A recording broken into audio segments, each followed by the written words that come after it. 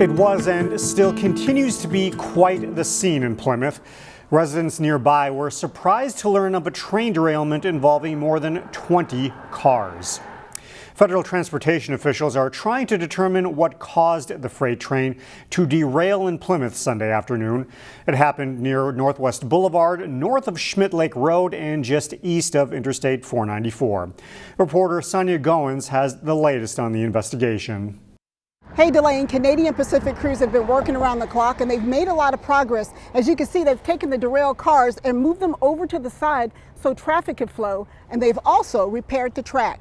It was the talk of the town. Kelly Oberstadt lives in the neighborhood not too far from where the train derailed. She was surprised to see the cars flipped over on their sides. There were definitely some cars on the track too, but you could tell that the rail itself was like off in some parts, like it was broken. Train traffic picked back up on Monday. According to Plymouth police, 22 train cars derailed, which contain asphalt, lumber, and molten sulfur. They did find overnight, one of the train cars did have a crack in it, but there was no leakage because that molten sulfur had cooled off to the point where it was solidified. Canadian Pacific crews, as well as the Minnesota Pollution Control, are monitoring the air quality. There's no worries in terms of air quality, in terms of anything leaking into the soil or the water. No one was hurt in the incident. Plymouth police are asking residents to stay out of the area for safety reasons because there's a lot of heavy equipment in the area. In Plymouth, Sonia Goins, CCX News. A man who was struck and killed on a sidewalk by a car has been identified. The Hennepin County Medical Examiner's Office says 66-year-old David Jones from Golden Valley is the man who died last Thursday. The accident happened as Jones was walking on a sidewalk near Cub Foods off 36th Avenue in Crystal. One of the cars from a two-vehicle crash struck him. Other residents and passengers told us this is a busy stretch of road. One father went so far as to say he doesn't let his children walk along that stretch of road.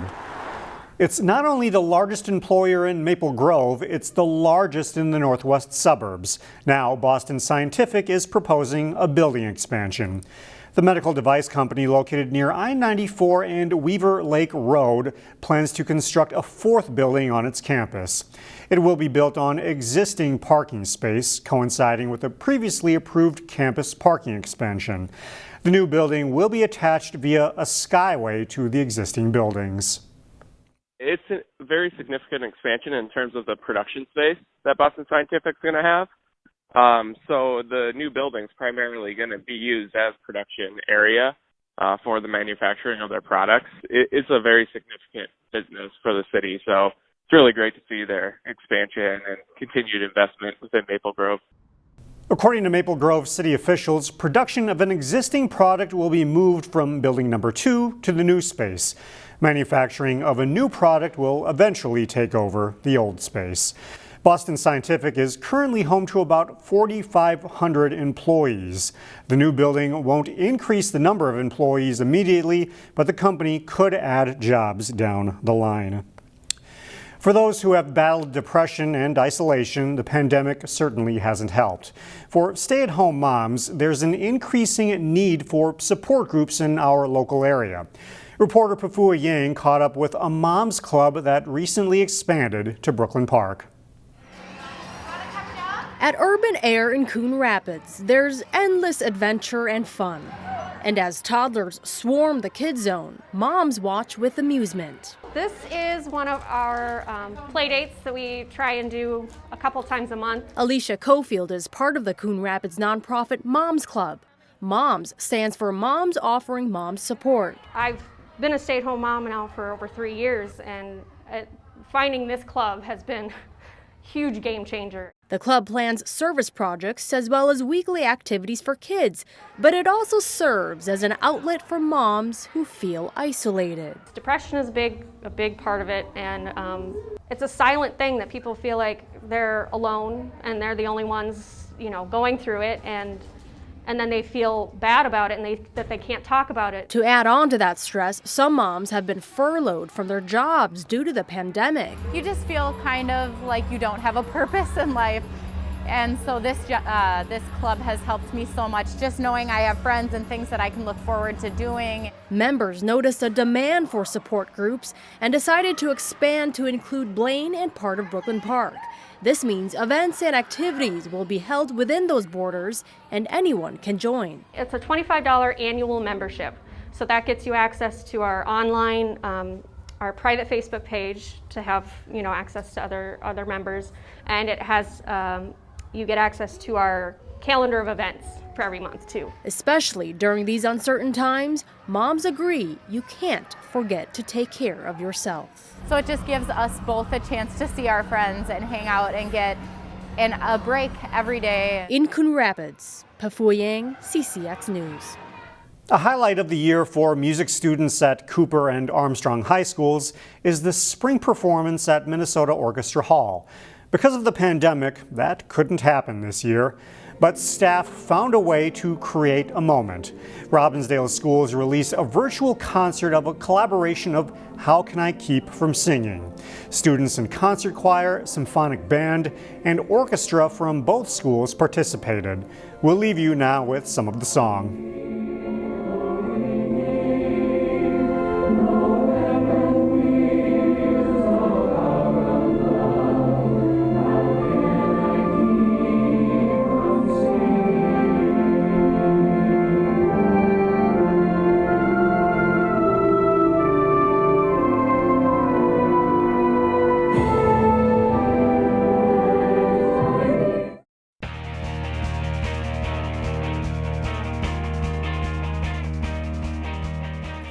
I'm John Jacobson with sports.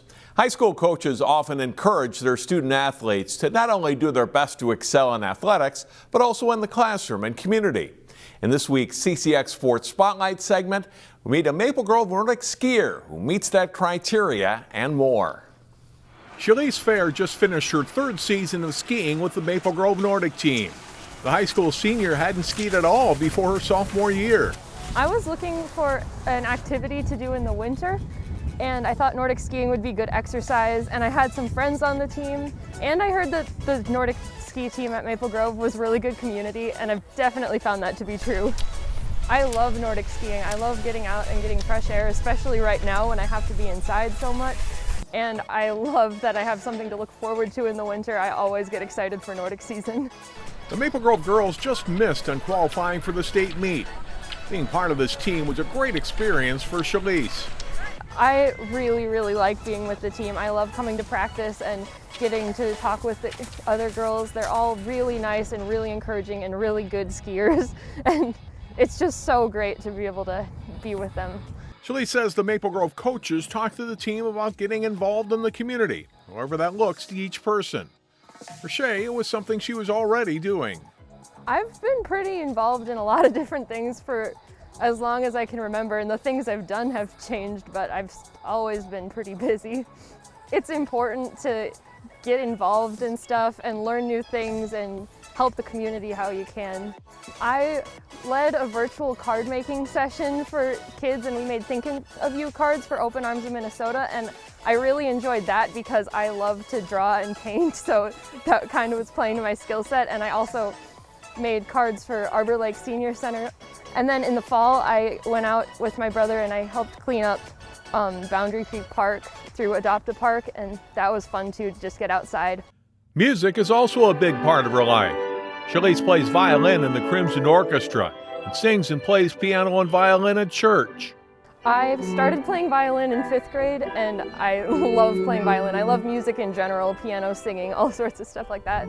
In addition, Shaelyse is involved in National Honor Society and in 4-H, where she is her club's co-president. She's also a straight-A student and a National Merit Scholar commended, which means she's in the top 3% nationwide. Math and English are her favorite subjects. But it is her time spent at Faith Baptist Church in Minneapolis that is ahead of all else. That's the most important thing in my life. Church is really important to me. I've been going to Faith for my whole life, and being a Christian is definitely the most important thing to me. Though her competitive career as a Nordic skier may be over, Shaelyse Fehr says she plans to ski for fun in the future and continue to give back to the community. I think I've been blessed with a lot, and I want to make sure that I'm helping other people too. 3 of her teammates will ski at the state girls Nordic meet on Thursday. Lindsey Young, Callie Smith, and Savannah Kroll. The Maple Grove boys team will represent Section 5 at the state meet on Friday. Shaelyse will attend the University of Northwestern in St. Paul next year, where she plans to major in computer science and minor in graphic design. It's the final week of the regular season for many of the winter sports, and our CCX Sports Play of the Week is still going strong. Here's last week's Play of the Week winner. It's Emma Peschel of Benilde-St. Margaret's girls hockey and her third period goal in the Red Knights' 4-0 win over Breck. Emma scored 2 goals in the game. Benilde-St. Margaret's enters play this week with an 8-3-3 record. 4 new plays are up on our website now for you to vote on. Just go to ccxmedia.org, click on the Sports tab, and then go to the Play of the Week to cast your vote.